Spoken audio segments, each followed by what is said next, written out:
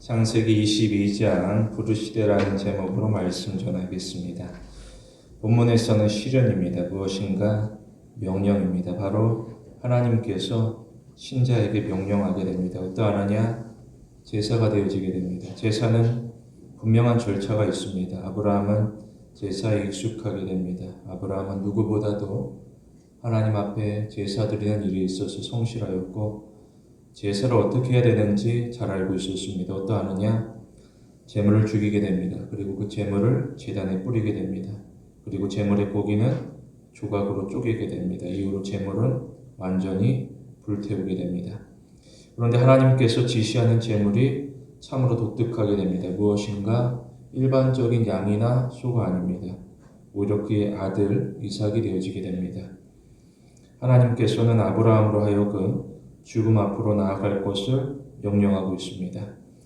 이러면 사람이 혼란스럽게 됩니다. 사람은 하나님의 말씀이라지만 부인하고 싶어지게 됩니다. 그런데 신자는 말씀을 피하지 않습니다. 오히려 신자는 하나님의 말씀을 더욱 간절한 마음으로 붙듭니다. 그러나 누구는 항의하게 됩니다. 뭐라고 하느냐? 하나님이 너무나도 잔인하게 됩니다. 그리고 하나님의 명령은 너무나도 부당하게 됩니다. 특히 하나님은 이런저런 이유를 설명하지 않았습니다. 만일 나라고 하면 어떠할까? 나라고 하면 이러한 명령은 내리지 않을 것입니다. 그러나 하나님께서는 명확하게 지목하십니다. 뭐라 그러느냐? 너의 아들이고 독자이고 하나밖에 없는 아들, 특히 너가 사랑하는 아들이어야만 할 것이다. 이러면 사람이 심각해지게 됩니다. 도무지 빠져나갈 구멍이 보이지 아니하게 됩니다. 사실 사람은 여러 가지 이유를 언급하면서 얼마든지 다른 제물로 대신하고 싶은 마음을 감출 수가 없습니다. 그런데 하나님께서 단호하게 거부하시게 됩니다. 그리고 하나님은 오직 이삭만을 강하게 요구하시게 됩니다. 1절에 보게 되면 이에 대하여서 시험이라고 표현하고 있습니다. 이 하나님의 시험은 사람의 감정을 너무나도 자극하게 됩니다. 사람이 하나님의 말씀에 고민하게 되고 갈등하게 됩니다. 사람이 견딜 수가 없게 됩니다. 그러나 신자는 선택해야 될 것입니다. 무엇인가? 두 가지 중에 하나입니다. 순종하든지 또는 불순종하든지 선택해야 됩니다. 이처럼 사람은 하나님께서 내리신 시험 가운데 선택을 피할 수가 없습니다. 오히려 사람은 두 가지 중에 하나를 반드시 선택해야 됩니다. 사실 사람은 하나님께서 내시는 이러한 문제를 좋아하지 않습니다. 아브라함이 어떠하느냐? 아브라함의 모습을 보면 의외입니다. 그는 주저하지 않습니다. 그리고 그는 반대하지도 않습니다. 또 나아가 그는 하나님과 흥정하지도 않습니다. 오히려 그는 침묵 가운데 제단을 향하여서 나아가게 됩니다. 그 기간을 살펴보게 되면 3일에 이르게 됩니다. 생각할 수 있는 시간이고 마음이 얼마든지 요동치는 충분한 시간으로서 때로는 도망가고 싶어지게 됩니다. 실제로 요나가 어떠하느냐? 요나는 하나님의 말씀을 듣고서 그 말씀 가운데 견딜 수가 없어 돌아서서 도망가고 바다 깊은 곳까지 숨어들기를 자초하게 됩니다. 그런데 아브라함은 일관된 모습을 보여주고 있습니다. 무엇인가? 그는 평정을 유지하게 되고 절차를 따르게 되며 또 나아가 규칙을 지켜 행하게 됩니다. 결국 아브라함은 이삭을 향하여서 그 어린 자녀를 향하여서 칼을 내려치게 됩니다. 이 과정에서 신자는 하나님이 하실 일을 추측하지 않습니다. 하나님이 어떠하느냐? 하나님은 감히 사람의 생각 가운데 얽매이지 않습니다. 그리고 하나님은 사람의 계획을 따라 제한받지도 않습니다. 오히려 하나님은 사람의 이해와 경험을 뛰어넘는 방식으로 일하시게 됩니다. 따라서 우리가 해야 할 일은 명확하게 됩니다. 무엇인가? 우리는 하나님을 온전히 신뢰합니다. 선택이라는 것은 각자의 몫이 되어지게 됩니다. 누가 권유한다라고 할 수 있는 일이 아니고 또한 누가 강요할 수 있는 일도 아닐 것입니다. 그러나 신자는 자원하여서 하나님을 향하여 열린 태도를 가지게 됩니다. 우리가 생각하는 것이 전부가 아닐 수 있습니다. 혹 우리가 모르는 부분이 있을 수 있습니다. 따라서 우리는 생각의 유연함을 가져야 됩니다. 특별히 우리는 하나님의 의로우심에 의존합니다. 시편에 보게 되면 예배자는 하나님은 그 모든 행위에 의로우시며 그 모든 일에 은혜로우시다라고 고백하게 됩니다. 하나님 앞에 예배드리면서 하나님에 대해 고백하는 것은 하나님은 불의한 분이 아니다, 의로운 분이다. 오히려 하나님은 우리 가운데 은혜를 베푸신다라고 고백하고 있습니다. 우리는 이 고백을 따라서 하나님을 섬기게 됩니다. 다시 말해 우리는 하나님을 향하여서 거룩한 두려움을 가지게 됩니다. 유의할 것은 우리는 두려움 때문에 하나님을 사랑하는 것이 아닙니다. 오히려 우리는 하나님을 사랑하기 때문에 더욱 두려워하게 됩니다. 우리는 어지러운 중에서도 하나님을 위하여 진실한 예배를 드려야 될 것입니다. 그러면 하나님이 우리의 삶 가운데 놀랍게 이끌어 가시게 됩니다.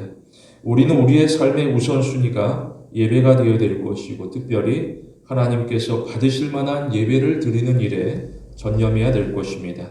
본문에서 두 가지로 봅니다. 첫째로 신자는 하나님의 말씀을 묵상합니다. 본문에서는 시험의 요소를 설명하고 있습니다. 무엇인가? 죽음입니다. 만일 아들 이삭이 죽게 됩니다. 그러면 이후로 무슨 일이 일어날 것인가? 두 가지를 예상할 수 있습니다. 먼저 아내이고 또 나아가 이방의 사람들입니다. 먼저 아내가 어떠할 것인가? 아내는 아들의 죽음 가운데 절규할 것입니다. 그리고 아브라함의 신앙에 대하여서 강하게 항의할 것입니다. 그리고 이방 사람들이 어떠하느냐? 그들은 이 사건에 대하여서 비웃게 됩니다. 그리고 그들은 아브라함의 신앙에 대하여서 손가락질하며 조롱하게 됩니다. 이처럼 순종에 따르는 이득은 적게 되고 오히려 손해로 가득하게 됩니다. 따라서 사람은 순종에 대하여서 주저할 수밖에 없습니다. 오히려 사람이 보기에는 순종보다 이 순간만큼은 불순종하는 것이 훨씬 더 나아 보이게 됩니다. 그런데 신자는 듣기만 하지 아니하고 신자는 들은 대로 실천해야 될 것입니다. 로마서에 보게 되면 하나님 앞에서는 율법을 듣는 자가 의인이 아니라 오직 율법을 행하는 자라야 의롭다 하심을 얻는다라고 알리고 있습니다. 따라서 신자는 말씀을 들을 뿐 아니라 그 말씀을 행하는 순종을 지체하지 않게 됩니다. 하나님의 명령을 살펴보면 특징이 있습니다. 무엇인가? 하나님의 명령은 완전한 순종을 요구하게 됩니다. 야고보서에 보게 되면 누구든지 율법을 다 지키다가도 그 중에 하나를 어기면 율법 전부를 범하는 것이라고 알리고 있습니다. 사람이 노력하여서 하나님의 말씀을 지키고자 하지만 사실 사람이 어떠하느냐? 사람은 부족하고 흠이 있게 됩니다. 따라서 사람은 하나님의 명령을 완전히 지킬 수가 없습니다. 이것은 불가능한 일입니다. 이에 대하여서 율법은 냉정하게 평가하게 됩니다. 뭐라고 하느냐? 완전한 불순종이라고 이야기하게 됩니다. 따라서 사람이 정죄를 받게 됩니다. 사람이 순종하고자 노력하지만 불안정한 순종 가운데 속에서 정죄를 피할 수가 없게 됩니다. 그렇지만 신자는 포기하지 않습니다. 어떠하느냐? 신자는 행위에만 의존하는 것이 아닙니다. 오히려 신자는 행위뿐만 아니라 마음까지도 하나님에게 복종하게 됩니다. 때로는 우리에게 주어지는 명령이 무겁고도 엄격하게 됩니다. 그러면 교인이 흔들리고 또 때에 따라서는 교인이 넘어지게 됩니다. 그러나 사실을 살펴보게 되면 정반대에 이르게 됩니다. 무엇인가? 신자는 성장하게 되고 또 나아가 신자는 강건하게 됩니다. 야고보서에 보게 되면 시험을 참는 자는 복이 있도다. 이것을 옳다 인정하심을 받은 후에는 주께서 자기를 사랑하는 자들에게 약속하신 생명의 면류관을 얻을 것이라고 알리고 있습니다. 신자는 단순히 지금의 하나님의 말씀, 그 명령만을 보는 것이 아닙니다. 오히려 신자는 명령 가운데 임하시는 하나님의 자비하심을 발견하고자 노력하게 됩니다. 따라서 신자는 자신에게 집중하는 것이 아니라 하나님에게 집중함으로 복종의 그 전 과정 가운데 오히려 더욱더 감소하게 됩니다. 과연 하나님께서 어떠하시느냐? 하나님께서는 신자를 죽음으로 인도하시는 것이 아닙니다. 오히려 하나님은 신자를 생명으로 이끌어 가시게 됩니다. 따라서 신자는 하나님이 주시는 시험에 대하여서 두려워하지 않습니다. 오히려 그 반대로서 신자는 하나님이 주시는 시험을 적극적으로 환영해야 될 것입니다. 왜냐? 신앙인이라고 한다면 하나님께서 칭찬하시는 신앙인이라고 한다면 반드시 시험을 받기 마련이기 때문입니다. 욥기 1장에 보게 되면 하나님께서 욥을 칭찬하게 됩니다. 하나님은 사단을 향하여서 너가 나의 종 욥을 위하여 보았느냐? 그와 같이 순전하고 정직하여 하나님을 경외하는 자가 세상에 없다라고 이야기합니다. 그러자 사단이 하는 말은 욕이 없지 까닭 없이 하나님을 경외하겠습니까? 라고 질문하게 됩니다. 이처럼 대적은 진정한 신자에 대하여서 가만두지 않습니다. 오히려 대적은 우는 사자와 같이 두루다니며 삼킬 자를 찾게 됩니다. 따라서 신자는 믿음을 더욱 굳건하게 해야 될 것입니다. 하박국에 보게 되면 의인은 그 믿음으로 말미암아 살리라라고 알리고 있습니다. 돌아보게 되면 하나님께서는 이삭의 목숨을 원하는 것이 아니었습니다. 오히려 하나님은 아브라함의 마음을 간절하게 원하고 있습니다. 그렇다라고 하면 이 시험을 어떻게 통과할 수 있을 것인가? 그것은 단 하나입니다. 우리는 마음 가운데 하나님의 약속을 심고 그 약속을 의지해야 됩니다. 히브리서에서 이 사건을 설명하게 되는데 뭐라고 하느냐? 히브리서에서는 그의 행위가 아닌 그의 마음에 주목하고 있습니다. 아브라함은 시험을 받을 때에 믿음으로 이삭을 드렸으니 그는 약속을 받은 자로 돼 그 독생자를 드렸느니라고 알리고 있습니다. 이어서 성경에서는 그에게 이미 말씀하시기를 너의 자손이라 칭할 자는 이삭으로 말미암았느니라 하셨느니 그가 하나님이 능히 죽은 자 가운데서 다시 살리실 줄로 생각한지라 비유컨대 죽은 자 가운데서 도로 받은 것이라고 알리고 있습니다. 과연 이게 무슨 말인가? 만일 이삭이 죽게 됩니다. 그러면 하나님의 약속은 깨어지게 됩니다. 그리고 만일 이삭이 죽어서 살아나지 못하게 됩니다. 살아나지 않고 그대로 죽음 가운데 머물게 됩니다. 그러면 하나님의 약속은 완전히 깨어지게 됩니다. 따라서 아브라함이 순종하되 그는 약속을 따라 순종할 뿐입니다. 나의 의를 드러내거나 내 마음 가운데 용기를 담아서 나아가 순종하는 것이 아닙니다. 오히려 하나님께서 분명히 약속을 지키신다. 그 약속을 따라서 그는 과감하게 순종하게 됩니다. 이처럼 신자가 순종하는 삶을 통하여서 우리가 구원받았다라고 하는 믿음을 증거하게 됩니다. 우리는 자신의 한계를 인정해야 될 것입니다. 사람이 모든 것을 가질 수는 없습니다. 때로는 희생해야 되고 내려놓은 순간들이 찾아오게 됩니다.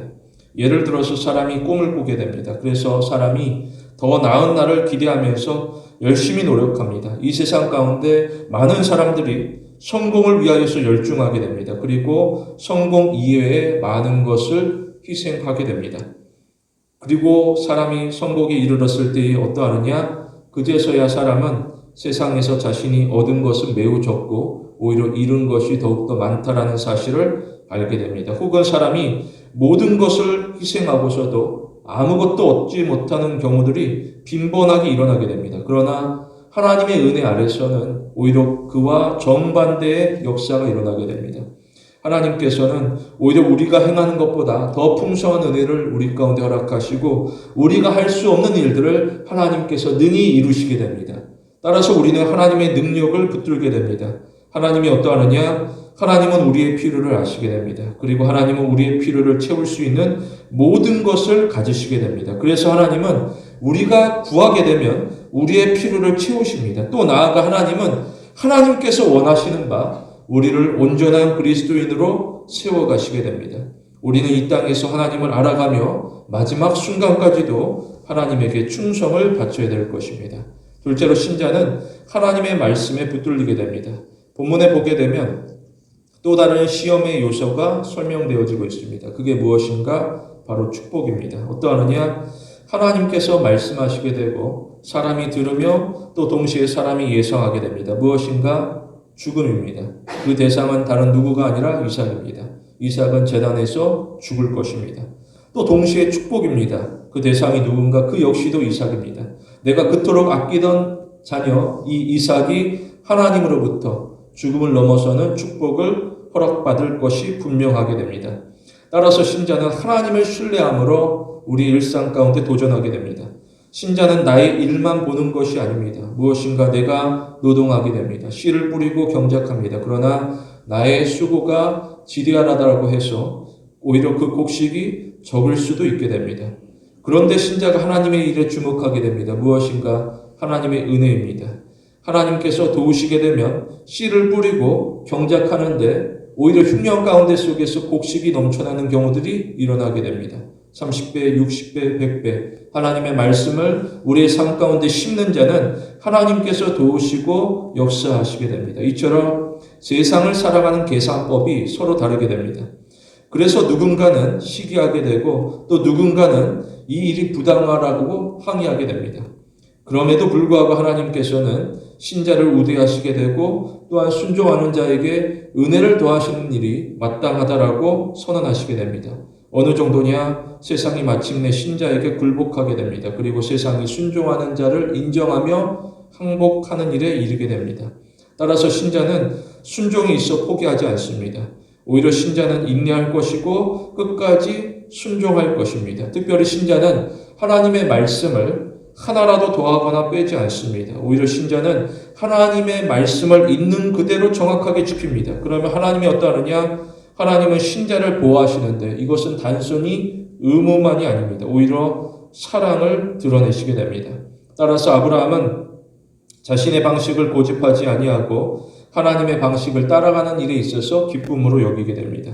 유의할 것은 사람이 저마다 자기가 생각하는 지름길이 있다라는 것입니다. 그러나 신자는 지름길을 소원하지 아니하고 또 나아가 세상이 속삭이는 지름길에 마음을 빼앗기지 아니할 것입니다. 그 증인이 누구인가? 다른 누구를 돌아볼 것이 아니라 나 자신이 되어야 됩니다. 창세기 12장으로 거슬러 가게 되면 기근 가운데 속에서 아브라함이 가나안 땅을 떠나게 되고 애굽으로 내려가게 됩니다. 아브라함은 안전을 도모하게 됩니다. 때로는 하나님의 약속을 잠시 내려놓고 이 세상 가운데 안전을 도모하는 일에 있어서 주저함이 없게 됩니다. 그러나 그가 애굽에 내려감을 통하여서 생각지도 못한 더 큰 어려움을 당하게 됩니다. 그게 무엇인가? 바로 아내를 빼앗기는 일입니다. 이 일에 있어서 해결 방법이 없습니다. 아브라함이 괴로워하게 됩니다. 그런데 하나님께서 간섭하시게 됩니다. 그래서 아내를 되찾게 됩니다. 그 근거가 무엇인가? 약속입니다. 내가 너의 자녀를 통하여서 축복하겠다. 하나님께서는 약속을 이루기 위하여서 그의 아내를 되찾게 하는 일에 간섭하시게 됩니다. 이후로 아브라함이 어떠하느냐? 아브라함은 자신의 안전을 위하여서 애굽에 머물지 않습니다. 오히려 아브라함은 애굽을 떠나서 기근 가운데 처한 천박한 땅, 가나안 땅으로 다시금 돌아가게 됩니다. 그런데 그 목적지가 독특하게 됩니다. 무엇인가? 제단이었습니다. 성경에 보게 되면 그가 네게부에서부터 길을 떠나 베델에 이르며 베델과 아이 사이 곧 전에 장막 쳤던 곳에 이르니 그가 처음으로 제단을 쌓은 곳이라. 그가 거기서 하나님의 이름을 부르며 예배를 드렸다라고 알리고 있습니다. 그가 나아가는 땅은 그냥 단순히 그 눈앞에 기근으로 가득한 살기가 어렵고 척박한 땅, 황폐한 땅이 아니라 오히려 내가 하나님 앞에 예배하면서 부르짖은 하나님의 이름을 부르며 예배드렸던 그 자리로 나아가기를 간절히 소원하는 모습을 우리가 발견하게 됩니다. 신자는 시련 가운데 속에서 오히려 하나님을 향하는 예배를 회복해야 될 것입니다. 그리고 신자는 예배를 통하여서 하나님을 향한 신앙을 고백하게 됩니다. 하나님이 어떠한 분입니까? 하나님은 전능한 분입니다. 이것이 바로 우리의 신앙 고백이 되어지게 됩니다. 욥이 비록 고난을 당하였지만 모든 것을 빼앗겼지만 욥이 하나님을 만나게 되자 욥은 하나님 앞에서 더 이상 불평하지 않았습니다. 오히려 욥은 하나님을 향하여서 자신의 신앙을 고백하게 되며 예배하게 되는데 주께서는 무소불행하시며 무슨 경영이든지 못 이루실 것이 없는 줄 안다라고 말하게 됩니다. 이처럼 신자가 연약한 중에서도 오히려 탁월함을 드러내게 됩니다.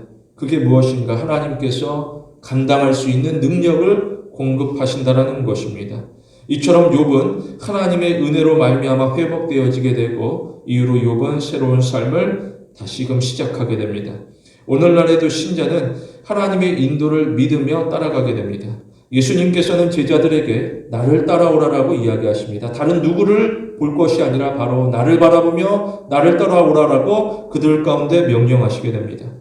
그러나 예수님을 따라가는 이 땅 가운데 속에서 오히려 문제로 가득하게 됩니다. 따라서 사람들은 예수님을 따라간다라고 하지만 걱정이 넘쳐나게 됩니다. 그러나 신자는 주님을 바라보면서 염려하지 않습니다. 왜 그러하느냐? 이미 하나님께서 일하시게 됩니다. 그리고 하나님은 모든 것을 준비하고 기다리시게 됩니다. 누구를 위한 것인가? 바로 아브라함, 예배자를 위한 것입니다.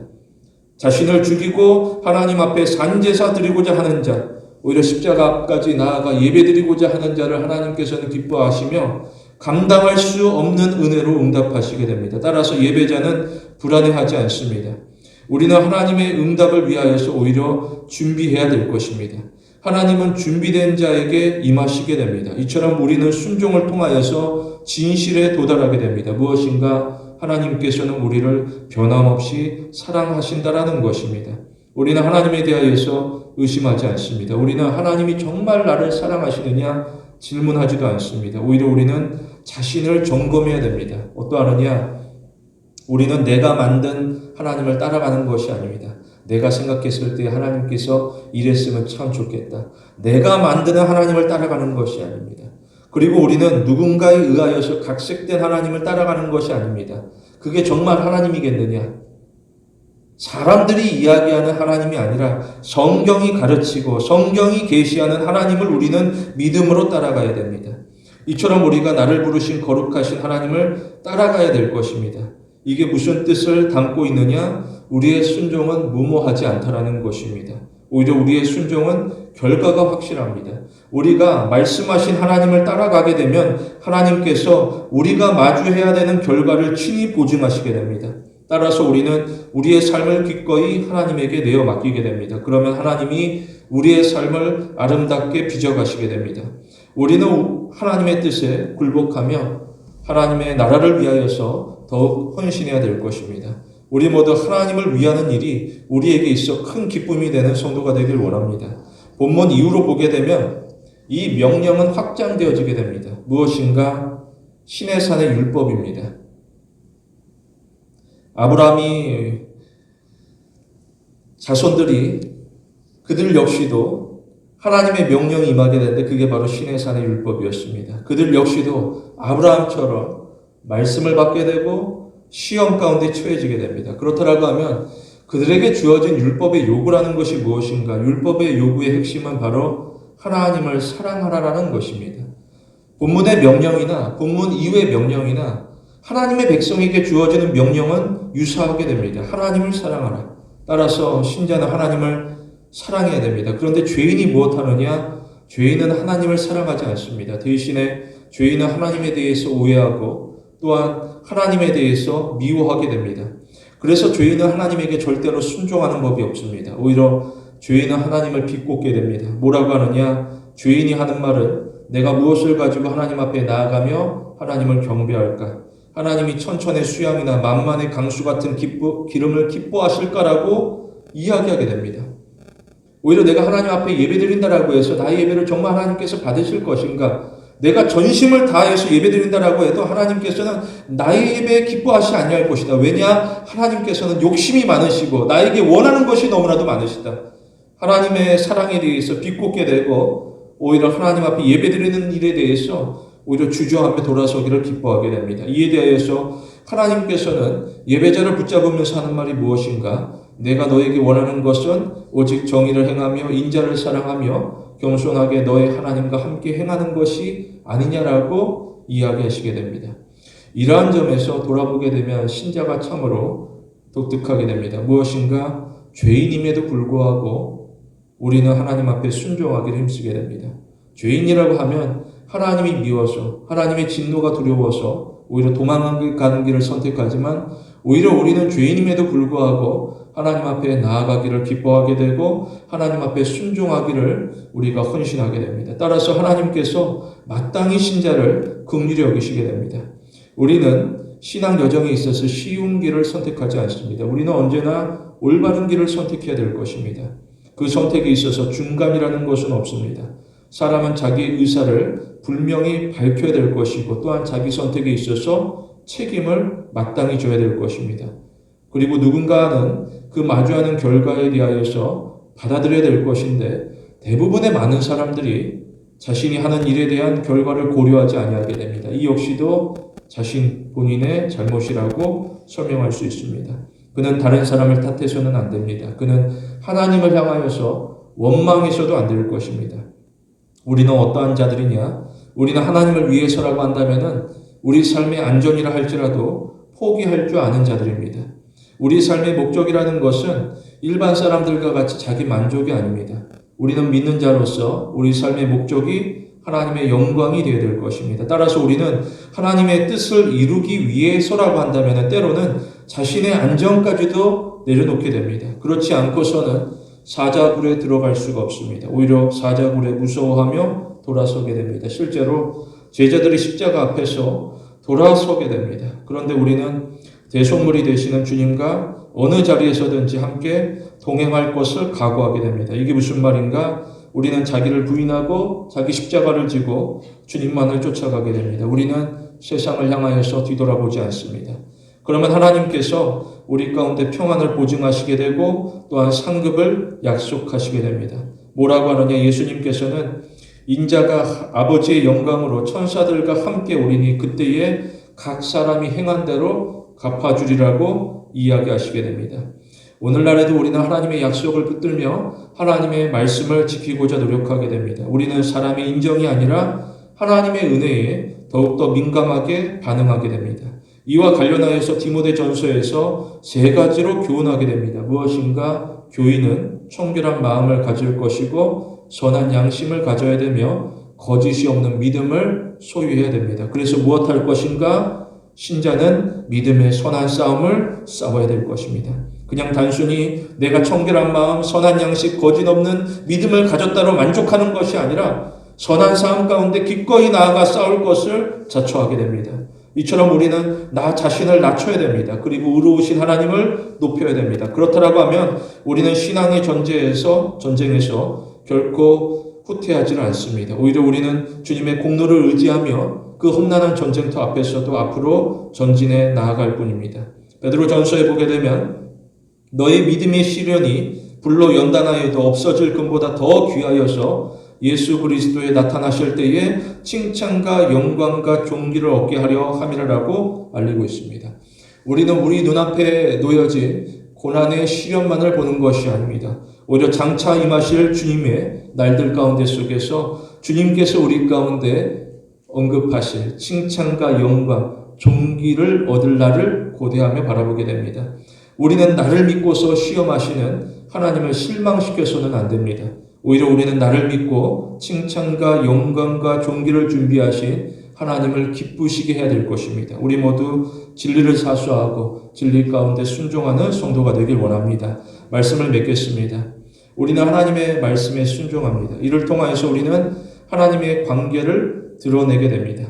아브라함이 어떠하느냐? 처음 그가 부르심을 받았을 때에 그는 본토 친척 아비집을 떠나게 됩니다. 이로써 그는 내가 아버지보다 이 땅 누구보다 하나님을 더 사랑한다라고 고백하게 됩니다. 이제 그는 이삭을 번제로 드리게 됩니다. 이로써 그는 자신이 아들보다 이 세상 누구보다 하나님을 내가 진실로 사랑한다라고 고백하게 됩니다. 그러자 하나님께서는 그 아이에게 너의 손을 대지 말라. 그에게 아무 일도 하지 말라. 너가 너의 아들 너의 독자라도 내게 아끼지 아니하였으니 내가 이제야 너가 하나님을 경외하는 줄을 아노라라고 이야기하시게 됩니다. 우리는 이름뿐인 그리스도인이 아니라 하나님이 인정하는 그리스도인이 되기까지 성장하고 성숙해야 될 것입니다. 유의할 것은 하나님께서는 질투하는 하나님입니다. 신명기에 보게 되면 하나님은 나는 질투하는 하나님인즉 나를 사랑하고 내 계명을 지키는 자에게는 천대까지 은혜를 베푸느니라라고 이야기하시게 됩니다. 이에 대하여서 세상이 정말 이 말씀이 올바른 말씀인가 숨을 죽이며 조용하게 지켜보게 됩니다. 우리는 하나님의 증인으로서 하나님의 명령을 지켜야 될 것입니다. 우리는 하나님께서 주시는 은혜를 따라서 오히려 약속을 이루시는 하나님을 세상에서 선포해야 될 것입니다. 성도 여러분, 순종을 통하여서 우리 안에 하나님을 향한 사랑을 나타내고 표현하는 귀한 신앙의 성도가 되길 원합니다.